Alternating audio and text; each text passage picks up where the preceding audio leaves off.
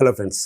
மார்பக புற்றுநோய் வந்த பெண்களுக்கு அறுவை சிகிச்சை மூலமா அந்த மார்பகத்தையே முழுசா நீக்கிட்டு அதுக்கு மேல கீமோதெரப்பி, ரேடியேஷன் தெரப்பி அப்படின்னு சொல்லி ட்ரீட்மெண்ட் கொடுக்கறதுக்கு நீங்க கேள்விப்பட்டிருப்பீங்க. அதே மாதிரி ஆண் உறுப்புல புற்றுநோய் வந்தா அந்த ஆண் உறுப்பையே மொத்தமா கட் பண்ணி எடுத்துட்டு ட்ரீட்மெண்ட் கொடுக்கறத பத்தி உங்களுக்கு தெரியுமா? அதை பத்தி தான் இந்த வீடியோல பார்க்க போறோம். வாங்க பார்க்கலாம். அதுக்கு முன்னாடி நம்ம சேனலை இன்னும் நீங்க சப்ஸ்கிரைப் பண்ணாம ஃபாலோ பண்ணாம இருந்தீங்கன்னா தயவு செஞ்சு அதை பண்ணிட்டு மேற்கொண்டு இந்த வீடியோ பார்த்தீங்கன்னா மிமி மிமி எனக்கு ஒரு புண்ணியமா போகும். ஆண் உறுப்பை கட் பண்ணி எடுக்கிறதுக்கு மருத்துவ ரீதியா பீனக்டமி அப்படின்னு சொல்லி பேர். அதாவது பீனிஸ் அக்டமி கட் பண்ணி எடுக்கிறது, அதுக்கு பேரு பீனெக்டமி. ஆனா இது ஒரு சிகிச்சை முறை. ஆதி காலத்துல தண்டனை முறையா கூட இது இருந்திருக்கு தெரியுமோ?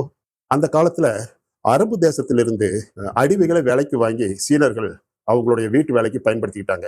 அந்த மாதிரி வேலைக்கு வைக்கப்படுற அடிமைகள் வேற எந்த தப்பு பண்ணிடக்கூடாது இல்லையா? அதுக்காக முதல்ல அவங்களுக்கு விதை பை எடுக்கிற ஆப்ரேஷன், கேஸ்ட்ரேஷன் இங்கிலீஷ்ல சொல்றாங்க இல்லைங்களா, அதை பண்ணி எடுத்தாங்க. அதுக்கப்புறம் அடுத்தது பீனெக்டமி அப்படிங்கிறது சிகிச்சை முறையா இல்லாம complete amputation of the penis, ஆள் உறுப்பை சுத்தமா வெட்டி எடுத்துறாங்க.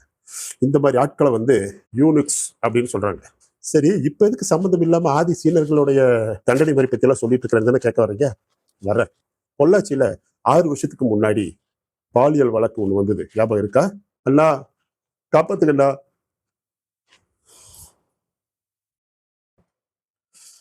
அந்த 9 மிருகங்களுக்கும் நேற்று தீர்ப்பு கொடுத்திருக்காங்க, சாகும் வரை ஆயுள் தண்டனைன்னு சொல்லி. அவங்க குடும்பத்தினர்கள் இப்ப என்ன சொல்லியிருக்காங்கன்னா, அந்த பையன் தான் குடும்பத்துல ஒரே பையன், அவன் தான் குடும்பத்தை பார்த்துக்கணும், அவனுக்கு இன்னும் கல்யாணம் ஆகல, அவனுக்கு ரொம்ப சின்ன வயசு, இந்த மாதிரிலாம் காரணம் சொல்லி மேல்முறையீடு அல்லது அவங்க தண்டனை குறைச்சு அவங்க வெளியே கூட்டிட்டு வரக்கு முயற்சி செய்யறதா கேள்விப்பட்டோம். அவங்களுக்கெல்லாம் இந்த தண்டனையை கொடுத்து மொத்தமா அறுத்தெரிச்சிட்டு சாரே வெளியிட்டலாம்.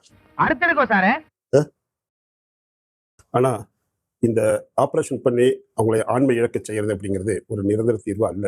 ஏன்னா பெரும்பாலும் பாலியல் வன்கொடுமைகள் ஆண்கிற அதிகாரத்தையும் பவரையும் காமிச்சுக்கிறதுக்காக தான் அது நடக்குது. அந்த மாதிரி ஒரு சூழ்நிலையில கெமிக்கல் கேஸ்ட்ரேஷன் மூலமாவோ அல்லது ஆப்ரேஷன் மூலமாவோ அவரை ஆண்மை இழக்க செய்வதன் மூலமே இதுக்கு தீர்வு காண முடியாது.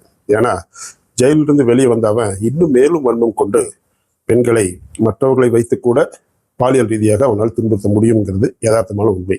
இப்ப இதுக்கு நிரந்தர தீர்வு அவனுக்கு வாழ்நாள் சிறை தண்டனை. இந்த தீர்ப்பு கொடுத்த நந்தினி தேவி மேடத்திற்கு எங்களுடைய சிறந்தாழ்ந்த நன்றிகள், வணக்கங்கள். ஜெய்ஹிந்த்.